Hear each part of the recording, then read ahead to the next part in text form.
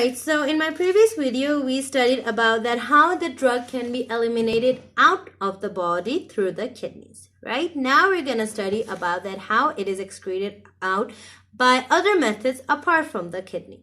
It can be excreted out through our intestines. How? If I take a drug, right?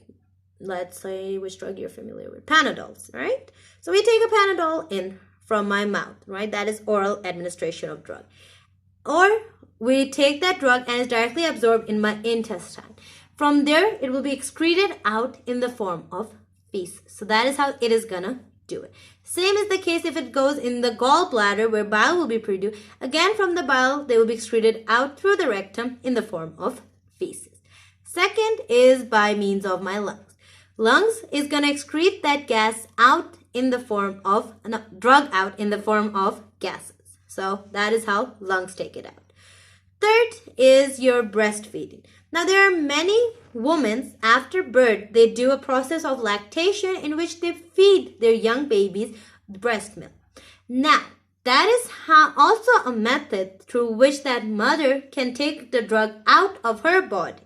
But the problem will arise with that infant because she is taking it out, but the baby who is sucking that milk, he or she will then obtain all of that damage or toxic effects of those drugs from the breast milk into him or herself. So that can also be toxic, but that's also another method of how the mother can excrete that drug out.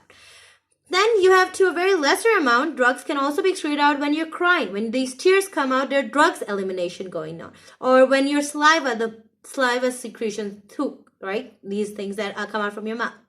Or your sweat, when you exercise and you come out with sweats. That is fat burning along with certain toxic drugs which are going out. Like, wow. Yeah. So, like, there are different methods through which drugs can then be moved out. Then we have two factors on which the clearance or the elimination of drug depends. Total body clearance and clinical component of the half-life of drug. Total body clearance is that the total amount of drug that is cleared out in both metabolizing when you have to break it down and when it is excreted out. So the combination of both these effects, some of them will be equal to how much of the total body is cleared of that drug. Second is your clinical point, that is your half-life of drug. For example, you come with a person who already has cardiac shock. Means that the drug he already is taking, he or she has a half-life increase of that drug. And that will cause increase of three things. A decrease in the blood supply to your kidney and your liver. Number two, it will cause a decrease in the extract of your drugs from plasma. And number three, will cause a decrease in metabolism. In all these three cases, it will cause decrease.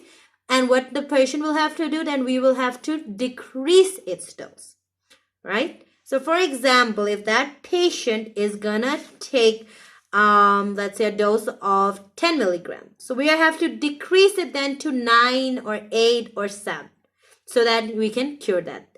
Now, if a patient comes to you with symptoms of opposite of this, increased blood supply to the kidneys and liver, and decrease in your extracts, and increase in metabolism, then what you will do, that your dose will be decreased, so you will start to increase it to find over. Like for example, blood supply to the kidney should be like 20 meters per second. It's going 40. Like, oh my God. Oh. So like we have to stop it to go back to normal 20. So then we will have to increase the dose so that it can inhibit it or slow it down, right? So that is how dose is very important in our functioning of the body. And that was all for today's pharmacology lecture. Hope you guys had fun and also understood it. If you guys still have questions, don't feel shy and write down in the comments. And for more videos, like and subscribe.